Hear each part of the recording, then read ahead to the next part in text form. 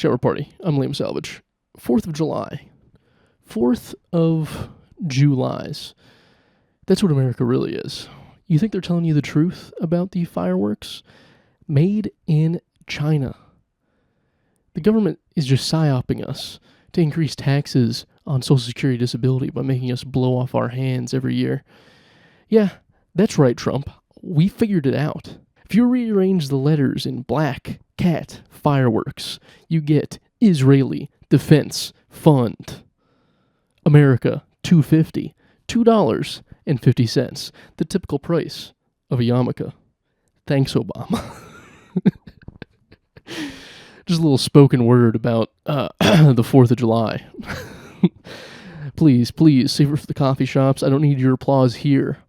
Instead, I would like my free latte as I go up in everyone's snaps. Speak to the hand, because I'm on poetry time. Stop. It's poetry time. Yeah, I love me some poetry, specifically about Trump and the politics. Yeah, I just can't help but be lyrical about my hate of the U.S. government. I can't help but sit down and make rhymes about my disgust about how things are run in this country.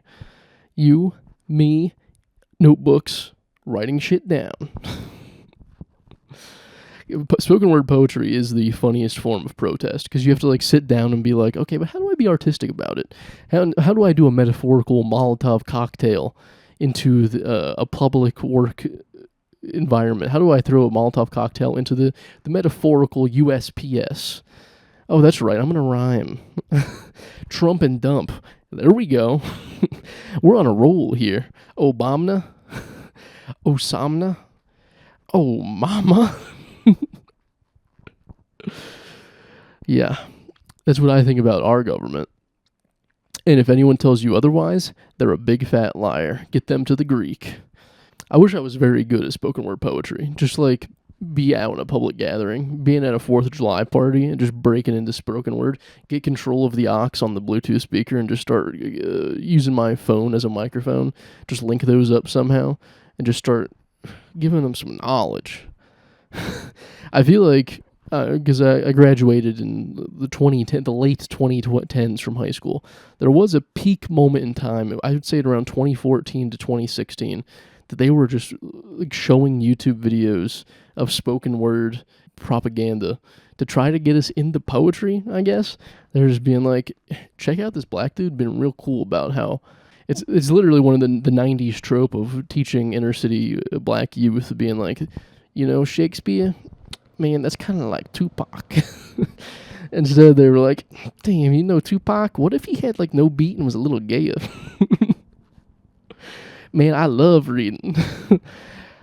This is the white guy that turns on black scent to teach inner city youth. Man, you guys that love reading, you guys that love poetry, just take Tupac, make him gay, and take away the beat. Oh. Make him be real whack with the rhymes and shit, and then we can see it. You guys love English. If we just took away the rhyme, it made the rhymes a lot weirder. Yeah, you guys love that shit. Eat it up. Take away the beat. Just freestyle. We don't need no DJ academics. We got a mind. You got a beat in your mind. It's called a palindrome. A limerick is just kind of when Eminem did that. That's my favorite trope of any 90s movie, is just being, I would say, I never really had a firm understanding of what blaxploitation movies were, but in my mind, blaxploitation is just sending a teacher to the inner city in a movie and just being like, these kids need to learn. That feels like the correct definition of blaxploitation. Just sending Matthew Perry to a Philadelphia inner city school, sending him to where Will Smith grew up and being like, Matthew Perry, the guy from Friends, he's going to be sarcastic to these kids, but teach them real good. Those feel worse than having to watch any kind of historical movie. Looking back, a historical movie or a documentary being like, oh, shit, they did that. Even worse is watching one of those 90s. He went to the inner city this July.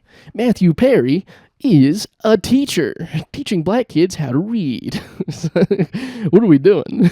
The guy from Friends is gonna yell at kids telling them it's Tupac? Man, you guys love Shakespeare. Man, could I be any more white? Matthew Perry with a black accent trying to teach inner city kids. Man, could I be any more white? Joey, get your sandwich ass eating ass out of here. This is my movie. That's what it felt like. I did recently watch Norbit, so I've been I rewatched it. I hadn't watched it since I was like 10 years old, maybe a little bit younger. I had it on DVD when it first came out, and I only remember like the church scene. And in my mind, I just couldn't figure out that Eddie Murphy was playing the woman, because he does a pretty convincing job of like, they got a good body double too for like the stuntman scenes. I don't know if they gave a woman a fat suit or if they just like CGI'd Eddie Murphy's head onto a woman. Either way, man, it's very believable for a mid-2000s movie, the CGI. Come on, we've gone backwards in time. How are we so good at Eddie Murphy being a lady and doing all those stunts, but then we're so bad at making AI romantic novels on TikTok that they show us where like a banana man starts dating a diamond lady, you know? What's come to Warner Brothers? I'm assuming Warner Brothers is like doing a psyop to make us used to just dog shit garbage before the next Marvel movie comes out. So they're just pumping AI full of like she was in a castle and he was an alpha and he has to protect her. That kind of AI slop type shit. I feel like Marvel, Warner Brothers, they're all just being like, let's feed them, let's make it so that they just love soap opera bullshit before we introduce any more movies into their lives. They're like, in comparison to what I've been seeing online, this is just like Oscar worthy. This Captain Marvel 3 Electric Boogaloo is so much better than that AI soap opera I've been watching 1,000 episodes of.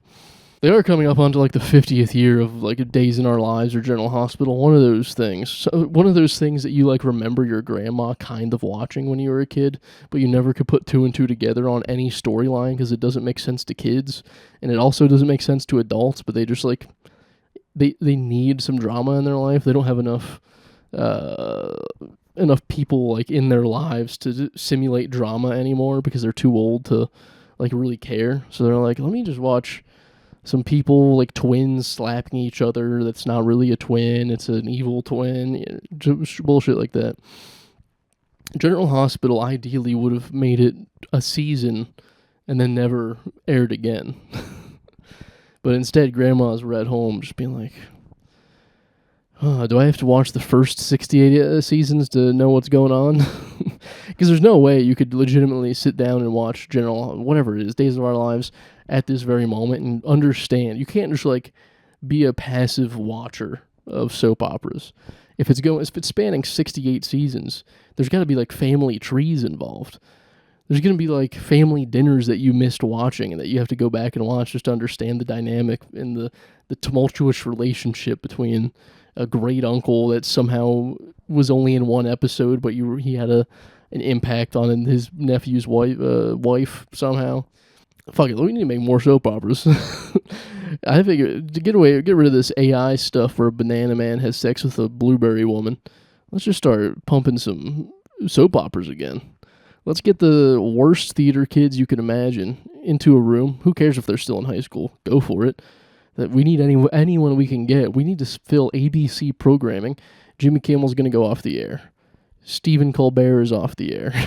All these late night shows could easily be filled with 68 years of soap opera television. Jimmy Kimmel doing spoken word poetry about Trump. Instead, we could just be watching evil twins slapping. It sounds pretty good to me. By the way, Brandon has a migraine this week, so he bitched out, but he'll be back next week, I promise. He will be here if he doesn't have another migraine or other unforeseen events. He gave me an hour's 2 hours notice, so that's enough in the Shower Party Corporation to validate sick time. We're pretty lenient over here. We don't give any health insurance, but you are allowed to be sick, but you have to pay for it. Yeah, you could be part-time, you get sick time. We don't give you any insurance, so, be sick on your own time and dollar. We're not having you sneeze here and make the whole company go under because everyone died. We're not paying for anything like that.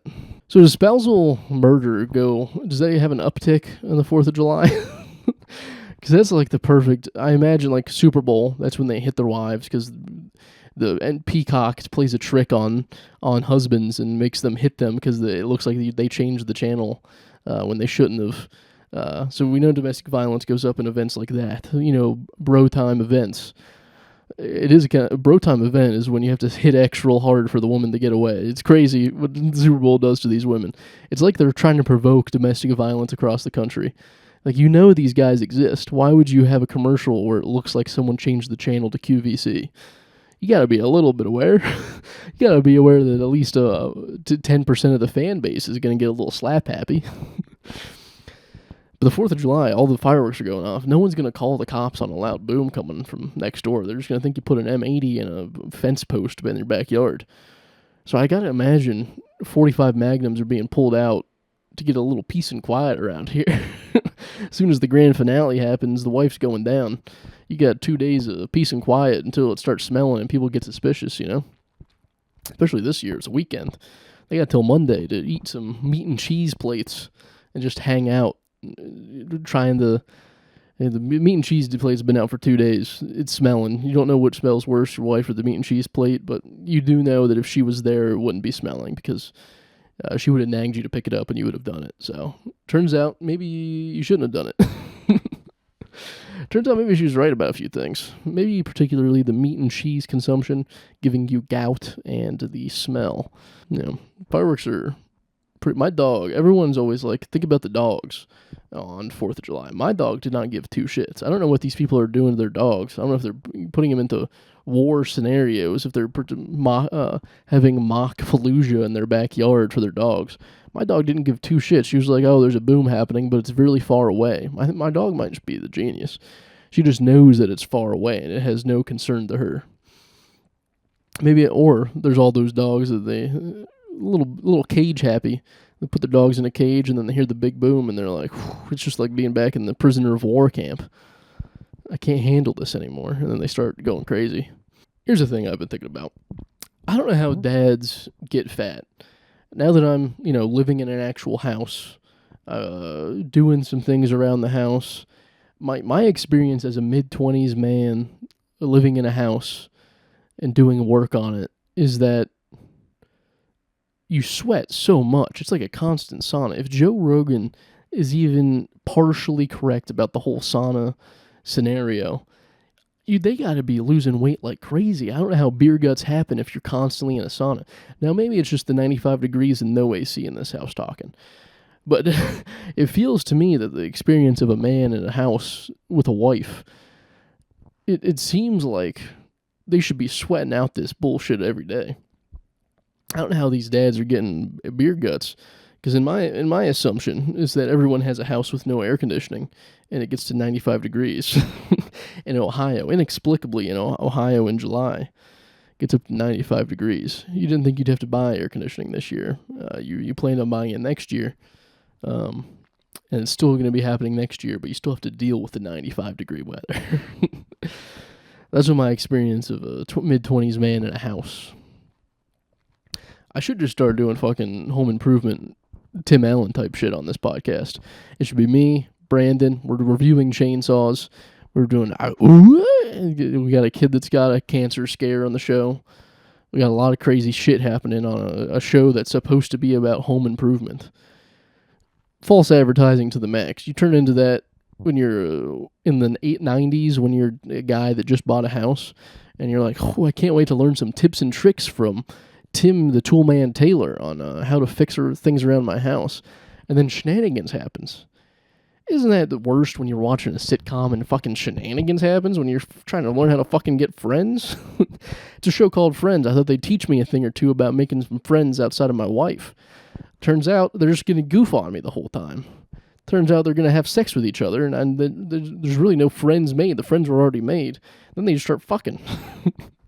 It's not really a show about friends. It's a show about forming marital relationships. The show ends with 2 marriages and multiple pregnancies. I feel like there should be a Mythbusters explicitly dedicated to testing out myths that podcasters say on their podcast. Me included. You can throw me in that. But I say a bunch of shit that's like, what's he doing? I don't advertise it as like, hey, this is a fitness and wellness podcast. So it's understandable that I might, throw a couple sillies in there when I'm talking about 95-degree weather. However, it would be nice to have a Mythbusters reunion with the people that are alive. That they just go around being like, how does the sauna and cold plunge actually affect the male body? How does Minoxidil actually work? Something to inform these guys of like all the advertisements they're hearing 24/7. I don't think there's a day that's gone by that I'm not targeted with Minoxidil and Blue Chew regimens on my phone or on the radio, on podcasts. There's not a day that goes by that my phone's not constantly treating me like a walking midlife crisis. We need a little Mythbusters to get behind the Blue Chews and Hims of the world to tell us things actually work. We need fucking Jamie from Mythbusters putting Minoxidil on his head for a good six months to see if we actually gets results. Or if not, he has to go to Turkey and not tell anyone he got a hair transplant. Just kind of like show up at work the next day being like, what? Nothing changed? I've always had scabs on all over my head. What? No, I've always worn bald caps. I've always worn, beanies in mid-July and came back from Turkey just from a fun vacation and had scabs all over my head. This has been my life. I'm not lying to you guys. I didn't get hair over there. They can work it out. They can do other myths. Yeah. I'm just saying, we need Mythbusters for the modern man. Mythbusters taught me that it's pretty much exactly the same to walk in the rain versus running. So now I walk through the rain and I look like a badass, like I'm walking away from an explosion into the Costco while everyone else is cowering in fear. All these women think they're going to melt made of sugar too sweet. I'm out there walking through the rain at a Costco because Jamie from the Mythbusters told me that it's pretty much exactly the same. You can get the same amount of wetness. So might as well take your time and enjoy life, buddy. Might as well take your time walking through the rain. Smell the roses. We're all going to be the same amount of wet. Mythbusters for the modern man could also go the other way, where we're like, no, wearing a beanie and getting a nose ring and painting your nails is not going to get you more pussy. Like doing tests like that. Jamie goes out to a bar one day and he's dressed all normal with like jeans and a t-shirt, and he, does a little pua stuff, does a little pickup artist game. And then the next day he goes out with painted nails, a beanie, and a nose ring, and he does the same exact shit and sees if it works better. We could do Mythbusters that way too, be a little middle of the line, middle of the spectrum. Get it for both. Get it for any guy. I would like to see each test as it progresses. So first you start with the beanie because that's the most accessible and easiest to remove. So someone goes out with those beanies that are weirdly too small and kind of like a yarmulke. And then they go out, do some pickup artist type shit. Then they go out with painted nails because that's also easily removable. And you're scared of getting your nose hurt. You're scared of how much it's going to hurt to get pussy. The nose ring comes at a cost, You get so much pussy, I guess, but it hurts to go in. And the third day, you go out with the nose ring, the whole ensemble, and see what happens. This is the ideal Mythbusters for the modern man. See, we don't need to know, how wet I get anymore, because then some guy's going to chat GPT it and make it on a website that when I Google, I'm going to be like, I don't want the AI answer, I want the real answer, and then someone just, automatically populated a website with AI that I trust. So instead, we need stuff like social myth-busting. We need to be like, how much pussy can a woodchuck get? If a woodchuck could get pussy, Myth-busting the modern man. What is a sigma? Is it real? Does pack mentality apply to men at bars trying to get pussy? This week on Mythbusters. The Joe Rogan experience? What does he experience on a daily basis, and what can you take and apply to your own life? Today on Mythbusters, we see if kettlebells and saunas actually help. Mythbusting for the modern man. Do frogs actually suck dick if they get fluoride near them? This week, Jamie sucks down a bunch of fluoride and is tantalized by the cock guy. Does he suck it with fluoride in his bloodstream? This week on Mythbusters.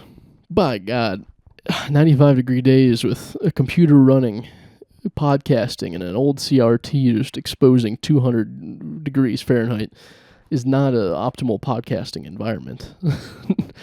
Me and Brandon should start doing. Me and Brandon should start just doing podcasts from saunas. We just skip all the middleman. We just immediately get to our final form of talking about saunas all day long. Just do the podcast from a sauna, a public sauna at an LA Fitness, surrounded by a bunch of Mexican men in tank tops and flip flops.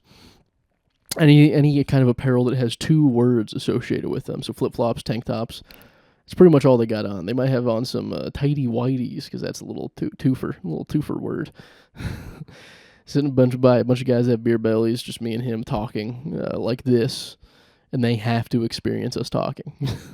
That's the part that sucks about saunas and public gyms they don't tell you about, is that you have to experience two 50-year-old men catching up while sweating your dick off.